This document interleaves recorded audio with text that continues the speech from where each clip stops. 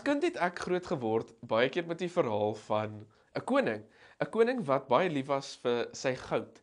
Nou jy kan hierdie storie dalk onthou as ek die naam van die koning vir jou gee, en dit is die verhaal van koning Midas. Dis nie 'n ware verhaal nie, maar ek het baie keer gehoor van die verhaal om my soort van bang te maak om gierig te wees, besittingsgierig of geldgierig te wees. Nou vir die van julle wat dalk nie die storie al gehoor het nie of net weer die storie weer wil hoor, dit gaan oor 'n verhaal van 'n koning wat baie lief was vir wat hy gehad het, vir sy besittings. En op 'n dag het hy een van die mense in sy dorp gehelp. Hy was goedgesind teenoor hulle en om hom te beloon het hy een wens gehad. Nou natuurlik, omdat hy so lief was vir sy goud, was sy een wens om meer goud te kry. Maar nie net dit nie, sy wens was dat wat ook al aan sou raak, sou verander in goud. En hy het gedink dit sou wonderlik gewees het as dit waar sou word. En dit het toe waar geword, maar hy het nie mooi gedink aan die nagevolge van hierdie wens nie.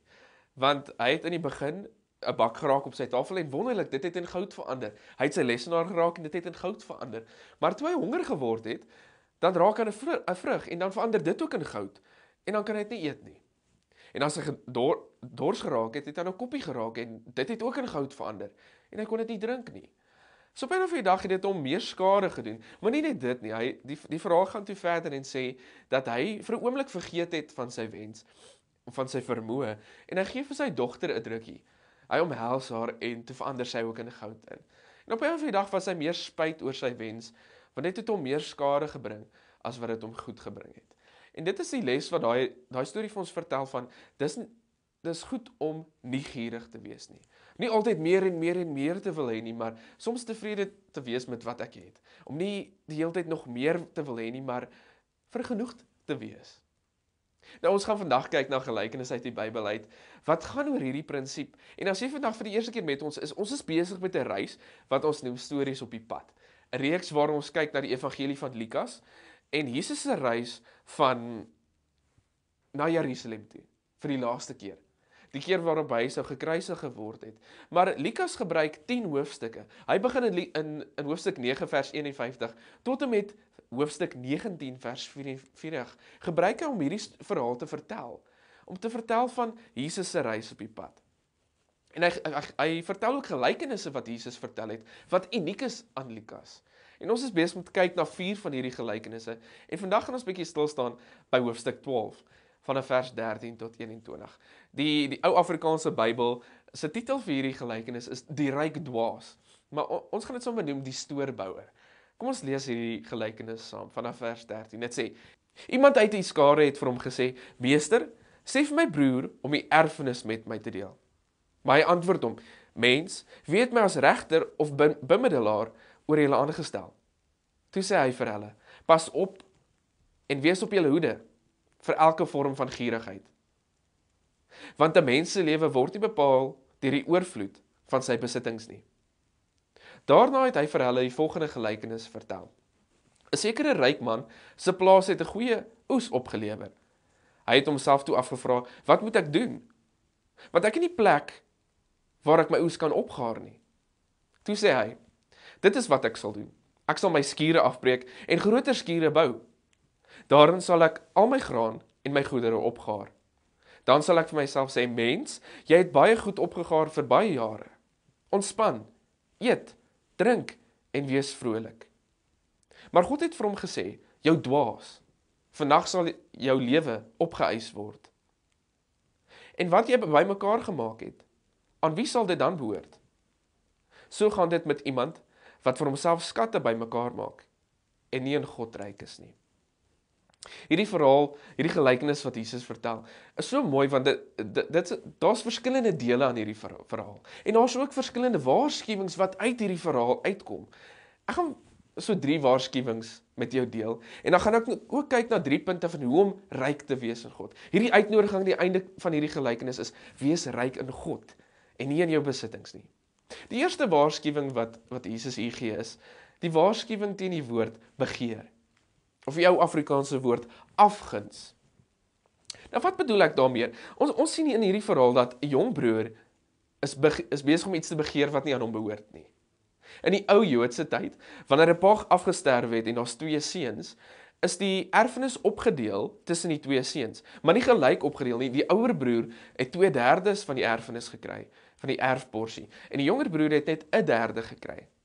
En hierdie jong broer sê, maar dit is onregverdig, want ek wil hê wat hy het. Ek begeer om te hê wat my ouer broer het, want dis nie regverdig nie. Die teks sê, iemand uit die skare het vir hom gesê, meester, sê vir my broer om die erfenis met my te deel. Hy was nie vergenoeg nie, hy het begeer om iets te kry wat nie om te behoort nie. En as mens kyk na hierdie prinsip, is dit eintlik 'n Ou Testamentiese prinsip, en ons kan dit terugtrek na die boek van Eksodus toe. Die 10 gebooie. Die laaste gebod lees as volg, het sê, jy mag jou naaste se huis nie begeer nie. Jy mag nie jou naaste se vrou begeer nie. En ook nie sy slawe of slavinne, sy beeste en donkies nie. Enigiets wat aan jou naaste behoort nie. Jesus is besig om vir hierdie persoon te sê, dat dit nie goed is om iemand anders se besittings te begeer nie. En ek dink in ons lewens vandag is dit so maklik om daar te kom op daai plek. Ek sien op sosiale media, iemand het 'n nuwe kar gekoop. En in 'n oomblik is ek jaloers op daai persoon. Iemand het 'n nuwe huis gekry. Na 'n oomblik begeer ek om ook 'n nuwe huis te hê. Ons het soveel sosiale media platforms soos Instagram en Facebook en Pinterest, wat ons die hele tyd jaag om ander mense se goed raak te sien. En dit maak iets in ons harte los, dat ons dit ook wil hê. Die Engels het 'n mooi woord, en dit is die woord van envy. Ons moenie ander mense se besittings begeer nie. Ons moenie begeer om te hê wat hulle het nie. Want dit is nie 'n Bybelse prinsip nie. Ons sien dit van die Ou Testament af. Dit is een van die 10 gebooie. Ons mag nie begeer om iets te hê wat iemand anders het nie. So dis die eerste waarskuwing wat hierdie verhaal vir ons vertel. Dit waarsku ons teen die woord begeer of afguns, envy, om iemand anders se besittings te begeer. En dan die tweede waarskuwing wat ons hier sien is 'n waarskuwing teen gierigheid. Weer is die ou Afrikaanse woord, die ou Afrikaanse vertaling gebruik die woord hepsig. Om nooit tevrede te wees met wat ek het nie, maar altyd meer en meer en meer te wil hê. Vers 15 sê, toe sê hy vir hulle, pas op en wees op julle hoede, vir elke vorm van gierigheid, wat 'n mens se lewe word nie bepaal deur die oorvloed van sy besittings nie. Ons lewe, ons waarde op aarde, word nie bepaal deur ons netwerk nie, daai net worth. Dis nie ons waarde nie. Ons waarde word nie bepaal deur hoeveel ek het in die bank, wat my salaris is, hoeveel karre ek het, hoe groot my huis is nie. Ons waarde lê nie daarin nie. Ek dink baie kere is ons so trots in ons sukses wat ons behaal op aarde, want ons voel dit bepaal ons lewe. Ons sukses bepaal of ek 'n goeie lewe het of 'n slegte lewe het. As ons kyk na hierdie woord in Grieks, die woord gierigheid, dan sien ons die woord pleonexia. En dit is werklik net 'n direkte vertaling om die begeerte om meer en meer te wil hê, om nooit tevrede te wees met wat ek het nie, maar altyd beter te wil hê. Dink mooi daaraan, jy kry vandag 'n foon en dan oor 'n jaar of 2 dan wil jy 'n nuwe een hê. Jy wil 'n beter een hê. Jy is nooit tevrede met dit nie. Jy is tevrede vir 'n kort tyd totdat die volgende een op die mark kom. Of dink aan 'n Hilux bakkie. Jy is vandag tevrede met hom as jy hom uit die garage uittrek en dan ry hom vir 'n paar jaar en dan as daar 'n nuwe model wat jy wil hê, dan wil jy hom hê. Ons begeer altyd om meer en meer en meer te wil hê. So hierdie is 'n waarskuwing teen dit. Die skrywer van die boek Hebreërs sê die volgende in vers 13. Hy sê: "Hou julle lewe vry van geldgierigheid. Wees tevrede met wat julle het." Ek wil net hier 'n disclaimer in Engels sit. Dat ek nie vandag preek teen rykdom nie. Ek preek nie teen dat dit verkeerd is om ryk te wees nie. Ek preek nie dis verkeerd om ambisie te hê, om eendag suksesvol te wees nie. Maar liewers, wat is die motiveringskrag agter ons? Werk ons net om ryk te wees? Werk ons net om suksesvol te wees? Werk ons net om ons rykdom vir onsself te hou? Dit is waaroor hierdie verhaal gaan. Mag ons lewens vry wees van geldgierigheid, van besittinggierigheid, van goudgierigheid, soos wat ek vertel het in die begin met daai verhaal. Mag ons nooit kom op die punt waar ons net meer en meer en meer wil hê nie, maar soms net tevrede te wees met wat ons het, wat God ons meer seën. Dit is die uitnodiging van hierdie verhaal. Die derde waarskuwing wat ons in hierdie verhaal lees, is die waarskuwing teen selfsug. Ons is ontmoet met 'n ryk man wat 'n goeie oes gehad het, 'n boer wat 'n goeie oes opgegaar het.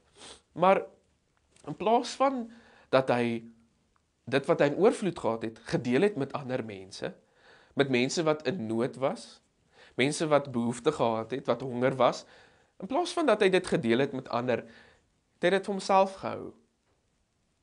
Ons lees in vers 18 tot 19 dat hy self sy skure afgebreek het en groter skure gaan bou het, sodat hy meer bymekaar kon maak.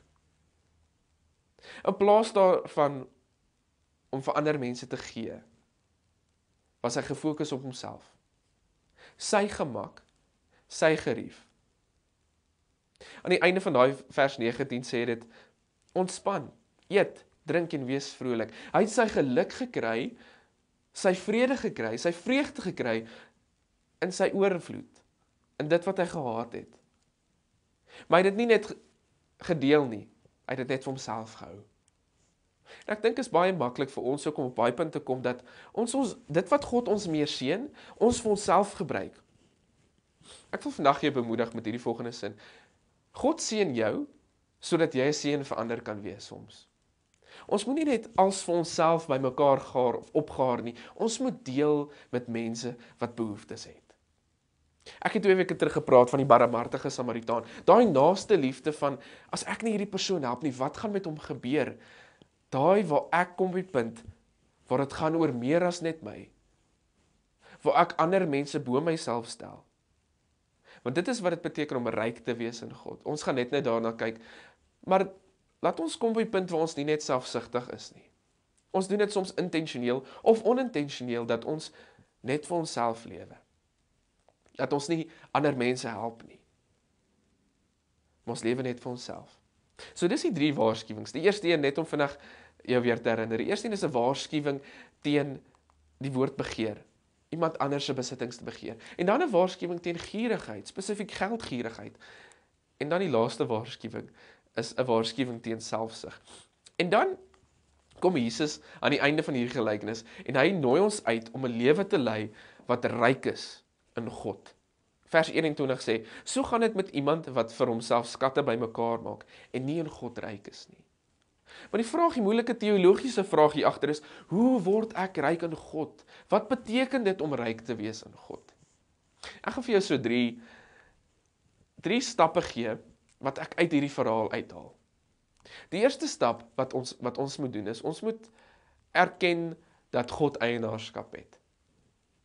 Ons moet op die punt kom waar ons besef dat dit wat ek het, is nie myne nie. My besittings is nie myne nie, maar dit behoort aan God.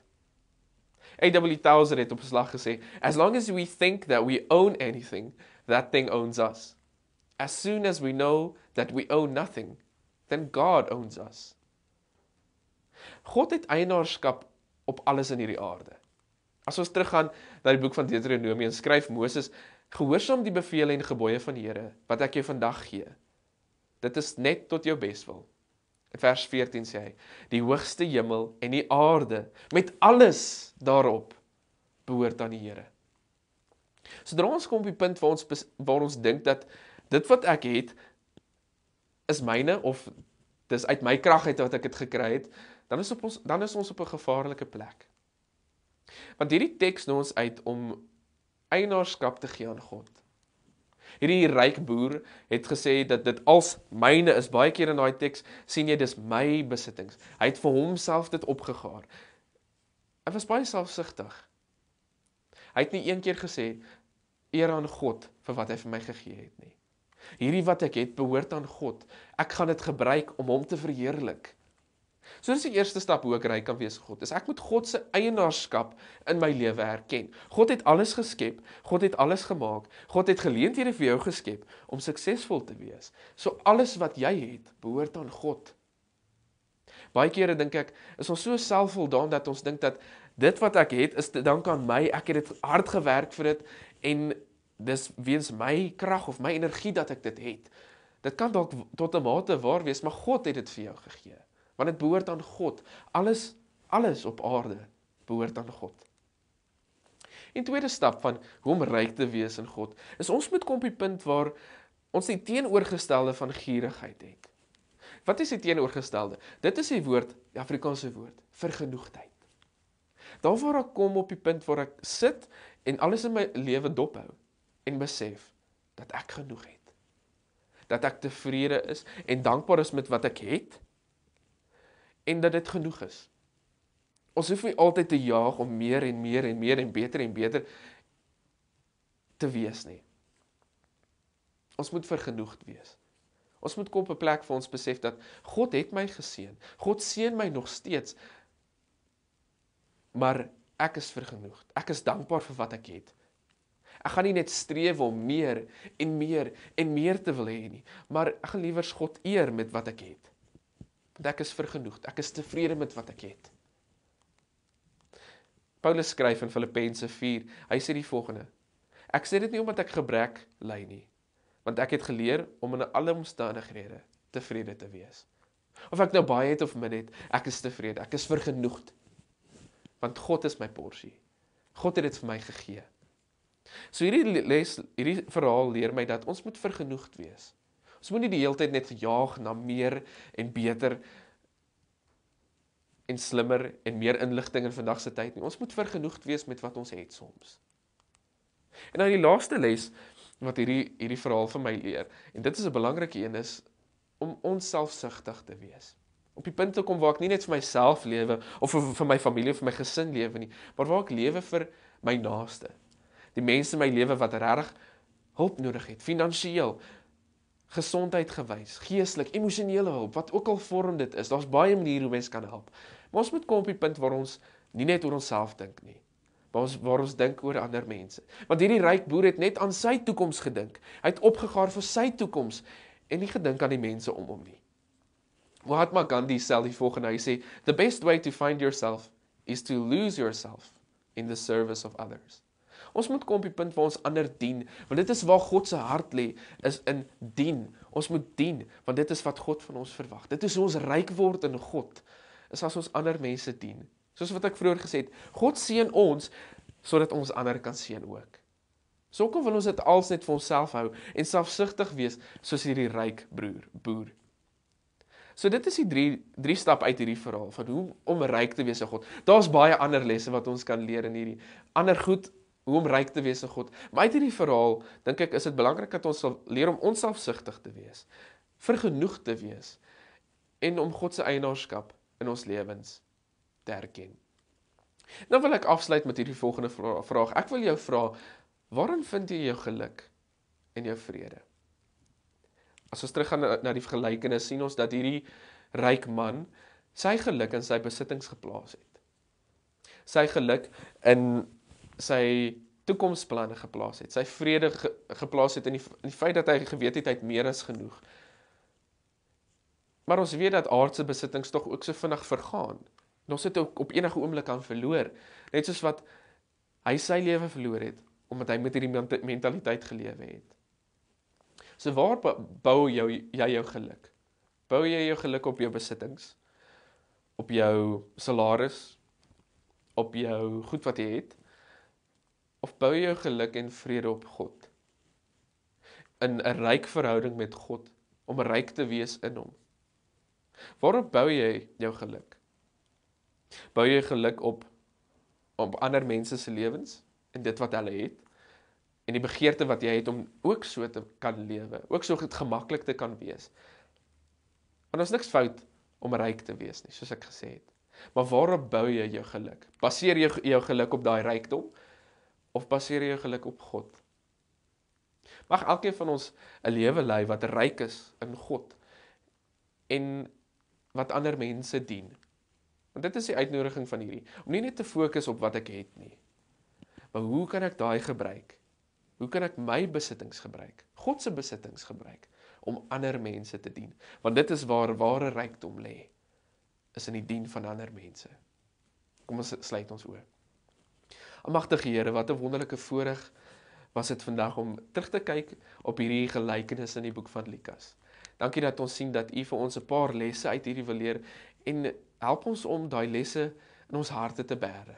Om nie net te fokus op gierigheid en op hoeveel ek het nie, en meer te wil hê nie. Maar Vader God, help ons om soms 'n lewe van eenvoud en vergenoegdheid te lewe.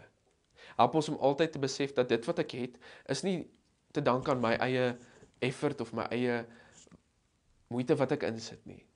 Maar dis aanleerlik te dank aan U, Vader God. Want U is die eienaar van ons lewens. U is die eienaar van alles wat bestaan op aarde. Mag ons ook dan net so ons ware rykdom vind in die dien van ander mense. Mag ons besittings, dit wat U ons meer seën, gebruik om 'n seën in ander mense se lewens te wees. En mag ons ook altyd onthou, Vader God, dat U ons baie liefhet en dat U almal in die wêreld baie liefhet. Dat ons ook daai liefde sal uitstraal teenoor ander mense. En dat ons 'n seën sal wees daar waar ons gaan. Dis ons gebed in die naam. Amen.